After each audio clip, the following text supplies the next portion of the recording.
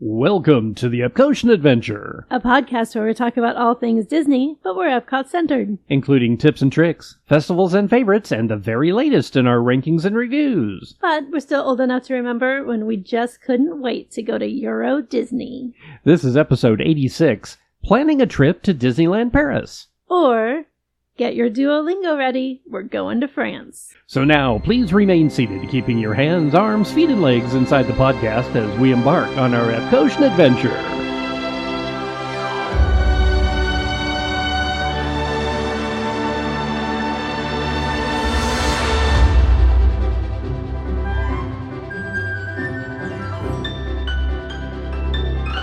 Howdy, folks, and welcome to episode 86 of the Epcotien Adventure. I'm Rod. And I'm Sue. And this is going to be a great one. We're going to Paris. Woohoo! We are. We've kind of hinted at that a little bit as the episodes have progressed this last couple weeks, but we are actually in planning mode, like full-on planning, and we're going to share our experience with you. Yeah, there's a lot, too, going out of the country. If you've ever traveled internationally before, you know that there's a lot of bells and whistles, a lot of hoops, a lot of things that you need to accomplish before you can even get on an airplane. We're going to talk a little bit today about Disneyland Paris in general and what it is and what to expect, but we're also going to talk about some of the things that you need to know before you travel, specifically to France, but a lot of this can be kind of translated to Paris and to Tokyo, and in some ways to China. The China parks are very different because you have to have other things happen with your passport. A whole different brand of red tape. But with Japan and France, you can pretty much, as an American or Canadian or somebody from North America, just go. Well, almost. The EU threw a little wrench in there we'll talk about for 2025. But folks, let's talk about Disneyland Paris. Well, of course, Disneyland Paris started off as Euro Disney back in the 90s. Michael Eisner's dream park, basically. We've been there. This will be my third time, and Sue, this is my fourth time. Mm-hmm. Yeah, you got to go before I did. I'm still a little jealous, but anyway, that was in the 1900s. It was years way back ago. Then. In the last century. Wow. Things were so quaint then. Got around by horseless carriage. Yes, I was... All right, well, let's first look at where Disneyland Paris is. It's actually much like Walt Disney World. It's not in Orlando, and Disneyland's not in Los Angeles. Disneyland Paris is not in Paris. Now, as we're talking today, Sue's going to translate this stuff into French because I suck at foreign languages, and she's really good at French. So well, I can speak passable French. Let's just start there. Yeah, I know French fries and French toast. French onion soup. First, we have French fries and French dressing and French bread. And to drink, Peru.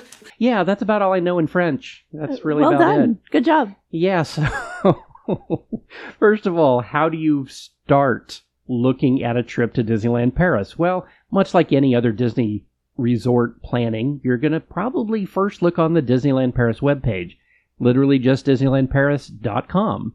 There are multiple international pages. Make sure you're looking at the U.S. page before you do any booking, so you don't fall into the trap I did and actually book through the UK site the very first time. It really screws up your app. I'll put it that way. Things don't work exactly right. So make sure you're on the U.S. site or book through a travel agent. A Disney travel agent is a great way to go because it doesn't cost you anything extra, and they're going to take care of a lot of what we're going to talk about for you. That is a nice perk. And just make sure that they are Disney certified. And there are a lot of them out there. We don't have one that we are necessarily recommending, so just do a little research. Find one you like. Disneyland Paris. It can get really hot, and it can get really wet, and you can have snow. The last time we were there in 2021, we got snowed on, we got hailed on, we got sleeted on. It was cold. It was real cold. And that was in August. Go figure. No, I'm sorry. It really wasn't. It was in... The seasons are very similar to what you see here in the U.S. The summer is the summer, the winter is the winter. It's going to be cold in the winter. But make sure that if you're planning a trip or thinking of a trip in the wintertime, that you take that into account. If you would rather have hot, you're used to Disney World, plan a summer or a fall trip. If you want something that's more temperate, go in the springtime. If If you want something that's less crowded, go in the winter because, hey, it's winter. But I would say if you're used to Florida weather, summer in Paris is nothing like summer in Florida. It's not going to get those horrible... Yeah, no 100-degree days. I mean, it sounds cooler because it's in Celsius, first of all, but you don't get the real hot, sticky days. Yeah, not like you do in Florida. I don't think anywhere else is like Florida. No, so what do you pack? Well, pack like you would go for any kind of trip to the mountains if it's the wintertime, or pack like you're going to Disney World in the summertime. There's really nothing unique about Paris that makes you need to pack anything, except I would recommend that you take with you a little handheld umbrella, one of the little pop-ups. If you choose not to take that, I would definitely make sure that you do have a waterproof outer layer. And don't forget your shoes. Your shoes should be waterproof as well if you have such a thing about you. Something that is good for walking and will keep your tootsies nice and dry. So you've looked at booking the trip. Let's talk about where you fly into Paris. Well, Orlando has Orlando International, and Los Angeles has, 6 different airports. Paris really has 2. They have Charles de Gaulle, and that's where most of the flights are going to go to from the U.S. That'll be American, United, Delta, the common ones. If you're wanting to save a little money, you can look at flying into Orly, which is their secondary airport. It's a little further away from Disneyland Paris than Charles de Gaulle is, but you can get cheaper fares to there on certain low-cost airlines like French Bee, which flies from Newark out to there nonstop to Orly, or TAP, which is Portugal's airline, and you can fly with a connection through Lisbon. It's actually, a lot of the time, a lot cheaper than flying on one of the U.S. domestic carriers. So look at those as some options to fly into Paris. I would recommend, if you are booking a flight on an airline that you are not familiar with, that you do take time to check out reviews and recent reviews. Just make sure that the things that they are offering and that people are saying about the airline coincide with what you want your experience to be like. Now, Sue and I fly international every once in a while, and we always look for airplanes that have 2 across seating on the sides. This is something to take into account. If it's just 2 of you, you might want to look into which airplanes are flying when you are going. And you can do this on the Google Flights page and just look at the type of aircraft. And then go to Seat Guru and look it up, and you'll see the seat configuration. So that you might have a 2-4-2 or a 3-3-3, or if it's a narrow body, a 3 and a 3. You don't want that if it's just 2 of you. You don't want to sit in the middle seat for 6 hours or 8 hours if you're coming from the other coast. Or whatever it was when we were going to Tokyo, when it was like 272. Oh, that was flying a bus. It was like a living huge. room. That was American Airlines. It was a fantastic flight. We've also flown SAS, and they did have some good flights. And we've also flown Aer Lingus. Mm-hmm. We love Aer Lingus. We'll be flying Delta on this next one. But getting those 2 on the side is what's key. If you're only having 2 of you, of course, if you have a bigger party or you have a child with you, you definitely want that 3 configuration. But again, you don't want to get on there and surprise, you're not sitting together. So make sure that you check out seatguru.com, like Rod said. That's a great site for that.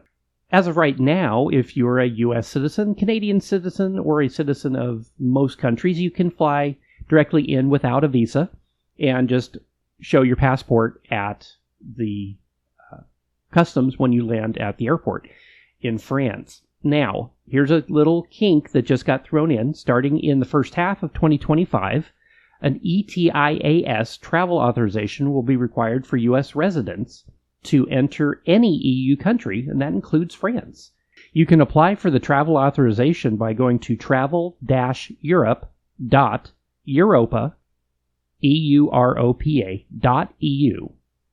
You'll need your passport handy when you fill out the form. Each application costs €7, or just about $8, and it will normally be approved within minutes, but it can take up to 96 hours according to the website. Each authorization is good for 3 years, so if you plan on doing any other travel to the EU countries, this same authorization will last you for 3 years from the date that it's approved.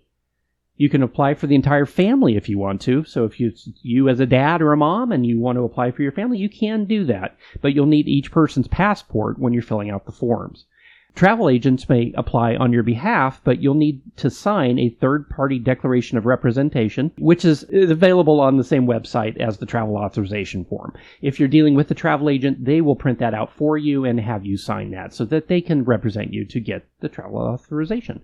According to the site that I visited recently, they just say that it's going to start in the first half of 2025. You cannot currently apply for one for an upcoming trip, but just keep an eye out because that will throw a kink. If you don't have that, they're not going to let you on the plane from the U.S. to get to any EU country, including France. So just be aware. The more you know. Good tip. You should also be aware that if you don't travel often on your passport, make sure it is current and up to date, and make sure that you are not coming up on your expiration date. You have to have, 3 or 4 months? It depends on the country. Most are 6 months or 1 year. 6 months or a year. Yeah, so make sure that you're not coming up on your expiration date and thinking, ooh, I can squeeze in one more trip before I have to renew. Don't play that game. Just renew it. So for our trip, we're flying into Charles de Gaulle. That's the main airport there in Paris. How do you get from the airport to the parks? Well, what we did the first time was we took the TGV. That's the high-speed rail that goes directly from the terminal station all the way to Disneyland Paris in 9 minutes. It was pretty cool. It cost the two of us 60 euros when we bought him on the site. For 9 minutes. For 9 minutes. It's not worth that. If you know you're going to do something like that, then you can go onto the internet ahead of time and look for the train site for the TGV, and you can purchase them ahead of time, but you have to know the time that you're going to do those trips, which makes it a little more hinky, because if your flight's late, you don't want to be running to a train and then lose your money for the trip. So here's another couple ways you can go. You can book with the official Magic Express for Disneyland Paris, and it's called the Magical Shuttle. Think if you're going to Disney World, Mears. This is exactly the same kind of company. The issue here is from Charles de Gaulle or Orly. They do service both of the airports. They don't run 24 hours. Generally, they run between 9 a.m. and 7:45 p.m. with returns from the parks to the airport starting at 7 in the morning, running through about 7 p.m. Currently, the price is $27 one way or $54 round trip. It is by bus. They do have private shuttles available for a higher cost, and of course the prices there will depend on the party size and the date. And there are some benefits to that, however. If you're traveling with a larger group, having a private van, just like going from Orlando International to Walt Disney World, can actually be cheaper per person sometimes when you do that. And a whole lot nicer experience than being on a bus. There's a link to the Magical Shuttle right on the Disneyland Paris website, so look there under transportation and you'll get more information for them. We're actually going to be booking a private car to take us from one of the hotels there at the airport where we're spending the night over to the parks. And you can do that also through the same company, but just like any big city, you can book a car service through multiple systems. So again, we're not going to bring up who is the best because, yeah, there's 50,000 of them. And there is also Uber and Lyft. One thing we definitely recommend as soon as you even think you might be looking at a trip to Disneyland Paris is to download the Disneyland Paris app. I recommend having just a Disney folder on your phone because you can keep all your stuff in one location. A little warning though, the Disneyland Paris app only says Disneyland on it. So if you have the Disneyland app, just make sure that you're opening the right one when you're trying to get your stuff done. I think currently the logo's pink, though. They are different logos. It is pink, but it only says Disneyland. So just know which one you're opening there. You can adjust it so that it is going to give you your information in English, which is very important. And it's going to show you everything you need to know. It'll show you the hotel choices. It'll show you how to book a dining reservation. It's going to go through all of the information, just like the My Disney Experience app for Walt Disney World. Yeah, it also has options for things like Premier Pass, which is their version of, what do we call it today? Not Genie Plus. Not Genie Plus. The Lightning Lane Multipass. That's the one. So their Premier Pass operates, though, on a pay-per-play basis, so you can do a pass for the entire day for every attraction that has their version of Lightning Lane, or Fast Pass, whatever they call the lane there. Or you can buy it per attraction. And unlike Disney World, you can buy it for just about every attraction that has a lightning lane. I love that part. So if you want to ride Pirates, you might pay €7. If you want to go ride Dumbo and skip the line, you might pay like €4. I mean, it depends on the day of the week, but also depends on the popularity of the attraction. It is nice because you don't have to buy it for all day long. You can just buy it and go ride Hyperspace Mountain with skipping the line and not use it for another thing all day. And it still pays for itself because you've only paid for one attraction. It actually is a nice system. I kind of wish they'd go to that in Disney World. Yeah, some of the attractions you might want to look to buy that single pass for are, like Sue said, Hyperspace Mountain in Discoveryland, which is their Tomorrowland. Tower of Terror over at what's now going to become Adventure World. It's still temporarily, for now, called Walt Disney Studios Paris. Crush's Coaster, also at Walt Disney Studios Paris. That one didn't used to have any lightning lane options, and they have added it. This is a huge, huge bonus because that line is, I think, the longest in the park. Because it's similar to like Mulholland Madness or a mouse coaster, because it's a very small ride vehicle. It's very low capacity. So that is true. The lines get very long for that one, but it's an indoor spinning mouse coaster themed to Crush. Mostly indoor. It's awesome. It is absolutely awesome. And Disney, if you're listening, put it at Epcot. There, I said it again. Just click, cut, paste. No, don't cut, paste. Copy, paste. Exactly. Control-C, Control-V, done. You can also make food reservations, of course, on the app. Places that you may want to look at for food reservations. And we're not going to get into everything at Disneyland Paris in this episode, because once we get back, we're going to talk all about these places. But these are ones that you might want to look at Walt Disney Studios Paris, Remy's. At Disneyland Paris, Walt's, or Captain Jack's, which is their Blue Bayou. Oh, it's so awesome. A lot of these restaurants do fill up quickly. So if you're not able to get a reservation online, you can call the international number. They don't have a toll-free, and it does get expensive if you don't have an international plan. But if you call them, sometimes they can work a little Disney magic like they did for us and get you some reservations at the harder to get places. It was awesome, and we are going to be able to experience all three of those when we go, which is pretty cool.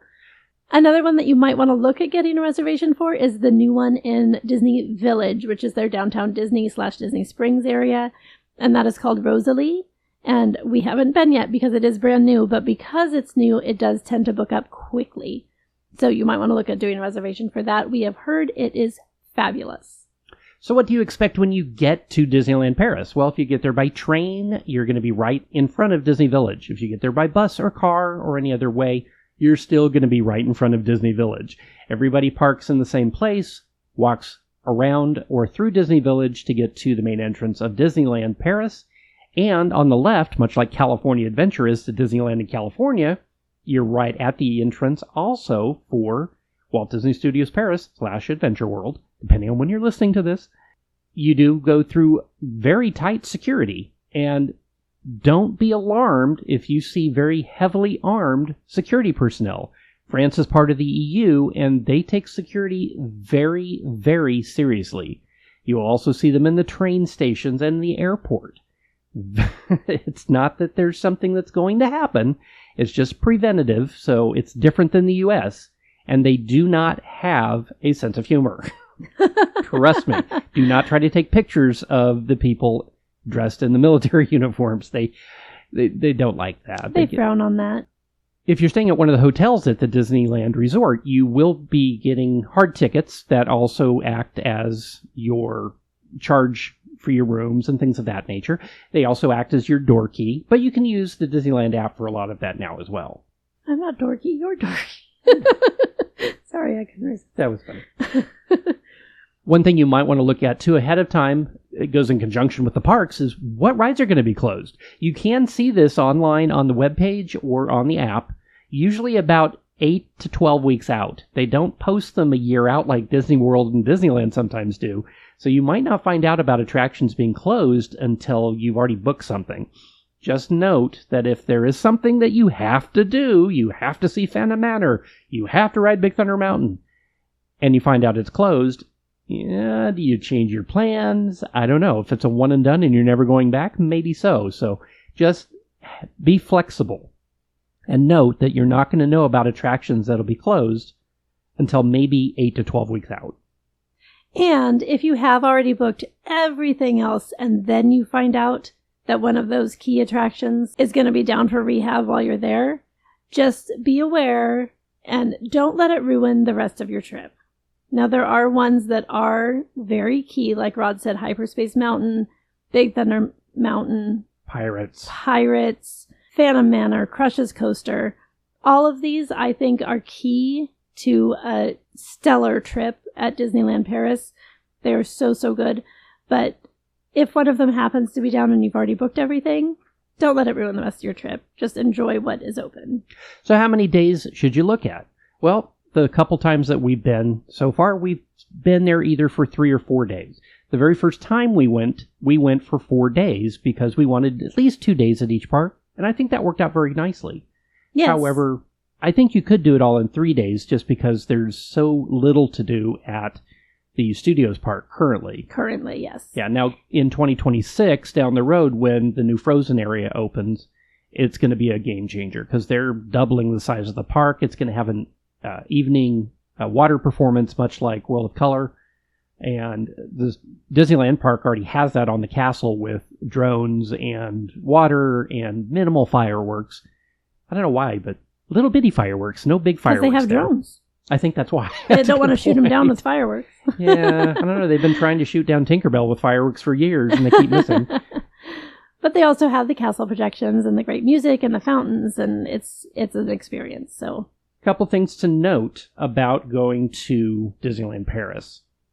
They are using the euro, so if you are thinking about going, you might want to purchase some euros ahead of time or plan on getting some from an ATM at the airport as you arrive, because as you check into one of the Disney hotels or any hotel in Europe, you will find that they will collect a tourist tax from you in cash.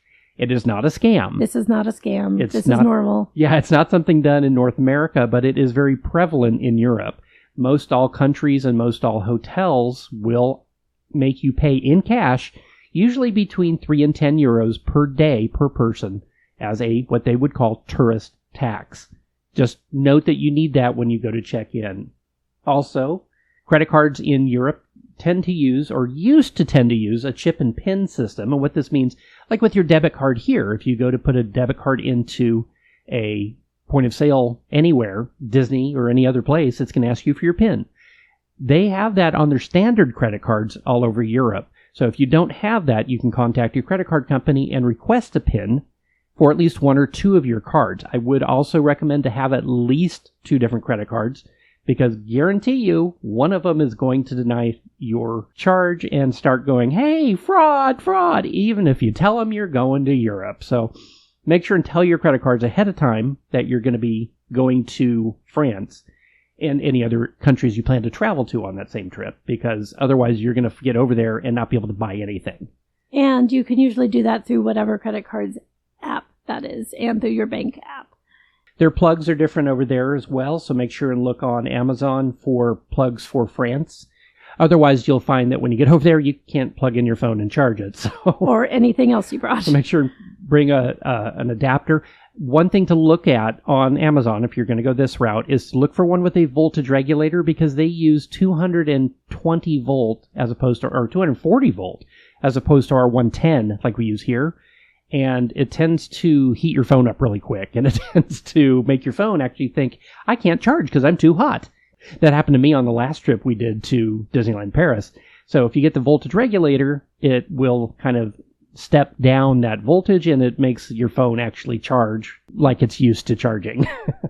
And I do want to mention, Rod kind of touched on this, but just make sure that you are looking for a specific plug for France, not for Europe, not for the EU.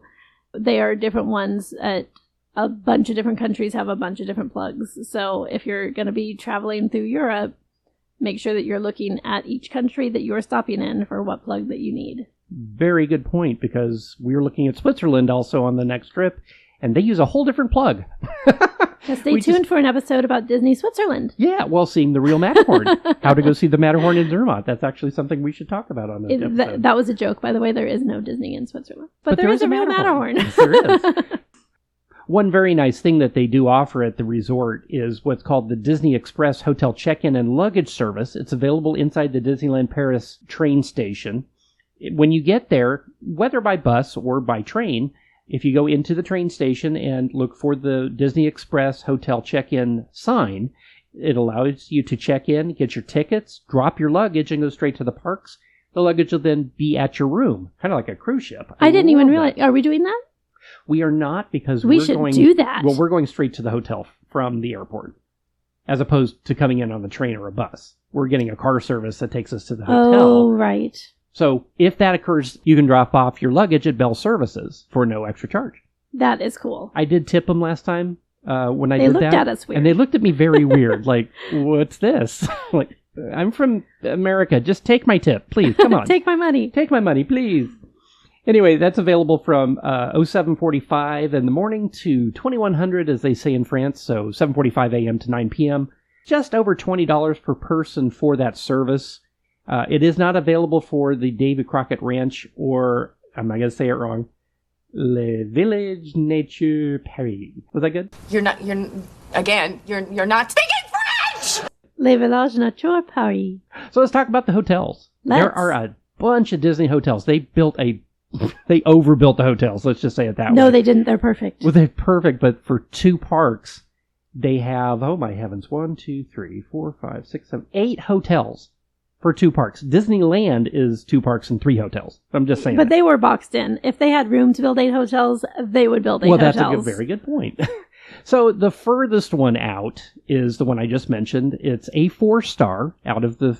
They only have 2 through 5 on their list. They don't have no 1-star hotels. But it's a 4-star hotel in their rankings. And so how is it called again? Le Village Nature Paris. This is an apartments on a lake type of property. It's very unique. Think of this almost as a DVC type of property. That's exactly what I was going to say. That's funny. It's not a timeshare, though. It is actual apartment hotel rooms. There is no bus, so you have to have a car or you take Uber or Lyft. It's about 15 minutes by car, so it's way away from the parks. It's still on property, though, and it's on a lake. It's beautiful, and I'm going to base this pricing on 1 night, 2 days with park hopper tickets for 2 people. So that's just the base rate for any of these hotels with a package from the U.S. And or that right now in October of 2024, because prices change a lot. Exactly. So what I'm mentioning here is the lowest price I found for the year going into 2025, either from October through about January of 2025. So these start at $215 per night, which is actually a fantastic rate. It really is. That's including your admission to the park. That's amazing. I think it's fantastic. I am going to put a little asterisk on this one because, like Rod said, there is no bus service here. You have to have a car. If you have never been to Europe, if you have never been to France, if you have never been to Paris, please, please, for the love of Mickey, do not try to drive a car in Paris. If you're going to the city of Paris, park outside, take the metro. Please, I'm just going to say it again.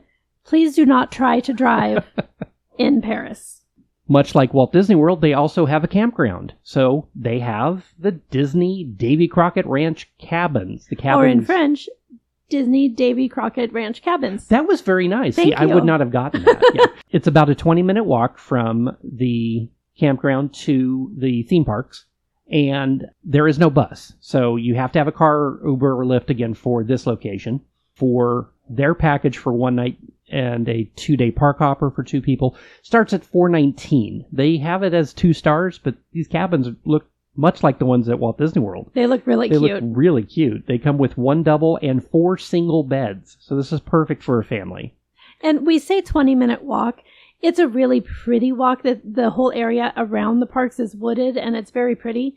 And these are paved, and it's a nice walk. And you have to consider that about 10 of those minutes is walking through Disney Village to get to the parks. Yeah, which has a McDonald's and an Earl of Sandwich and a Starbucks. And Rosalie that we talked about earlier. Now, it is under construction right now. Just note that Disney Village is going through a whole big transformation. So a lot of it is closed. A lot of it's walled off if you're going in 24, early 25. Just be aware of that. But it's still a very nice walk from the campground to the parks. On the way, you'll pass by these other nice hotels, which is the 2-star Disney Hotel Santa Fe. packages there start at $450. It's about a 15-minute walk. There are buses for all of these other hotels I'm about to mention, including the Santa Fe, that take you straight to the entrance from the park. No charge, of course, just like Disney World. The Santa Fe, however, has no air conditioning. I don't get this. Air conditioning, by the way, in Europe is very odd. If a hotel says it has air conditioning, you might have a little panel that lets you change it 3 or 4 degrees. Think of a cruise ship air conditioning. Yes, very good point. Very good point. Or it's controlled 100% by the front desk, and whatever air is coming out is what's coming out. So just be aware of that. Even if they say they have air conditioning, you may not be able to control it. The last time we were there, it was snowing outside, and our room was about 10,000 degrees, I believe. At least, yeah. We ended up opening the window to the snow just to cool off our room. It's kind of ridiculous. Yeah, for the money you put out, you would think you would have a little better control of that, but no. And that was, I should say, that was a room that did have AC. It did. That's a very good point. Just down the way from that is the Disney Hotel Cheyenne, also $450 at its lowest point for that package. Has its own Starbucks, has a 15-minute walk. The Disney Hotel Cheyenne is a 3-star. So if you're choosing between the Santa Fe and the Cheyenne, it's no question you're going to look at the Cheyenne. Those are the lowest rated. Think of the value resorts. Yes, exactly. This would be like the All-Stars. Very good example. The other 3-star that is closer to the park is the Disney Sequoia Lodge. This is where we've stayed before and will be staying again on our next trip. It's only about $25 more. In my opinion, if you're looking at the hotels, this is the perfect medium, I guess you could say. The rates here start at $475 for the same package. They're closer to the parks and Disney Village. And for just the extra $25, it's a nicer hotel. It really is. It's beautiful. It's based on American national parks. The rooms are Bambi themed. There's characters you can meet in the lobby. There's a really nice gift shop. It's just, we love this hotel. It needs an upgrade. It needs a little spruce. But a little spruce because it's a tree. That was good. Oh, yeah, it was good there. Yeah. But we actually love this hotel, even though it hasn't had an update in a couple of years. Yeah, it's kind of arts and crafts look. So kind of think Disney Grand Californian. But on a moderate scale. But a very moderate scale, yes. The 4-star ones start with the Disney Newport Bay Club. That one starts at $550 at its lowest point for this package. Think the Yacht and Beach Club. It's the same designer that did Yacht and Beach at Walt Disney World. And it feels very much like that. We've stayed here before as well. Great lounge at this place. We love the lounge there. And it's the same walking distance as the Sequoia because it's right next door. So about a 10-minute walk to the parks.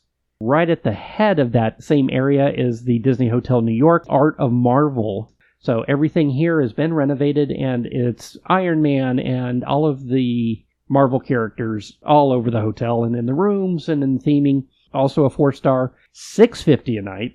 It's quirky. Is the best way to put it. Awesome. It looks fun.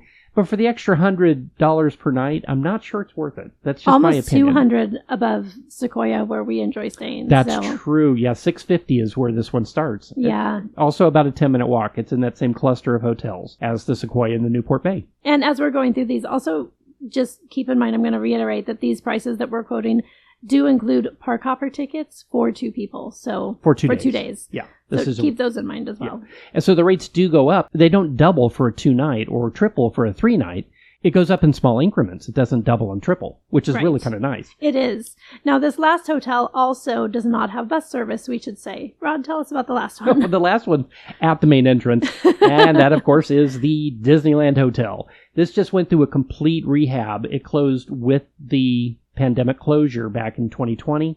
Just reopened earlier this year.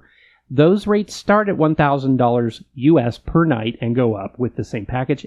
By far the most expensive. It is their only 5-star hotel on property, but it's right at the main entrance of Disneyland.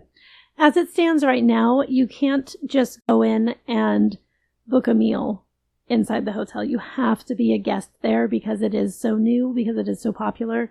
They even don't really let you go in just to look around. Mm-mm. And again, that's probably just because it's new. That probably will change in the future.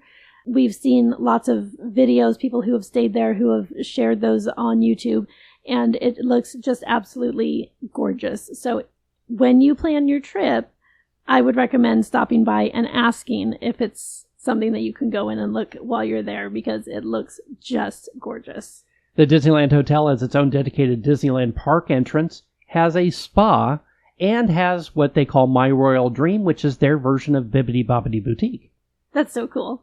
Now, if you're looking to save a few dollars, you can go one stop down the RER, or the metro, to Val d'Europe. Think of this as the Kissimmee or the Anaheim of Disneyland Paris.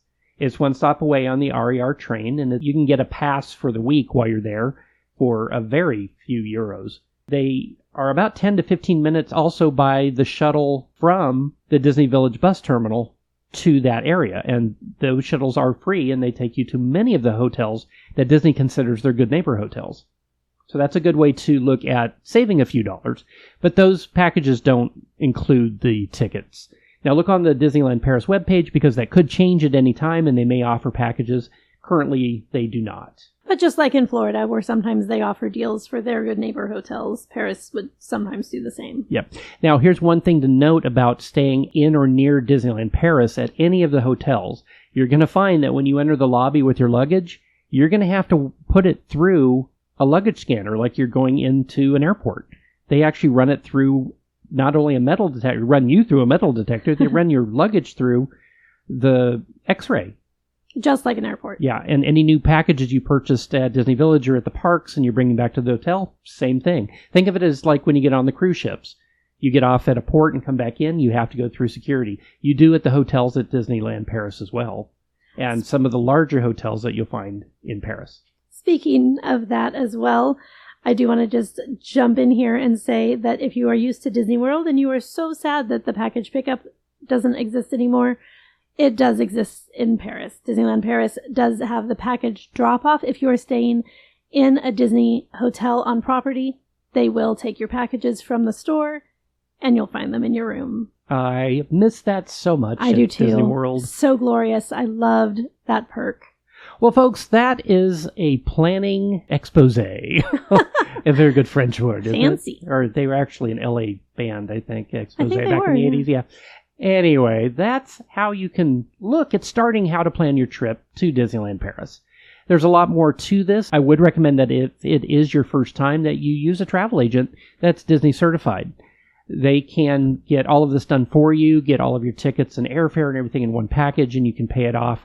The Disneyland Paris webpage does let you pay off your package with them in little nuggets up to a year in advance, however far out their reservations go each year. Which is actually really, really helpful. Their cruise line app lets you do the same thing, too, for Disney cruises, by the way.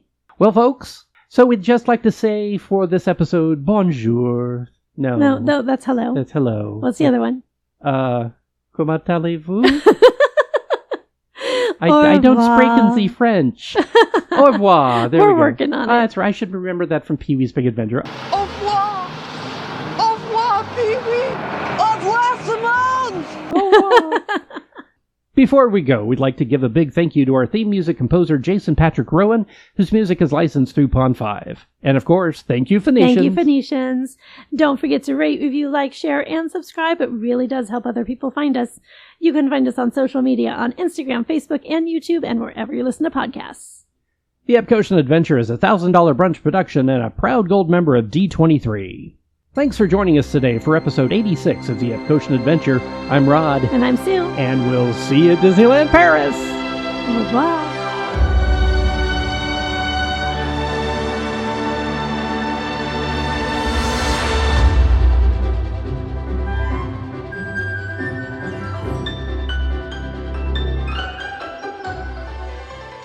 As we embark on our Epcotian Adventure. Whoa. That was a little much. That was a little much. Say it again just in case you hate it.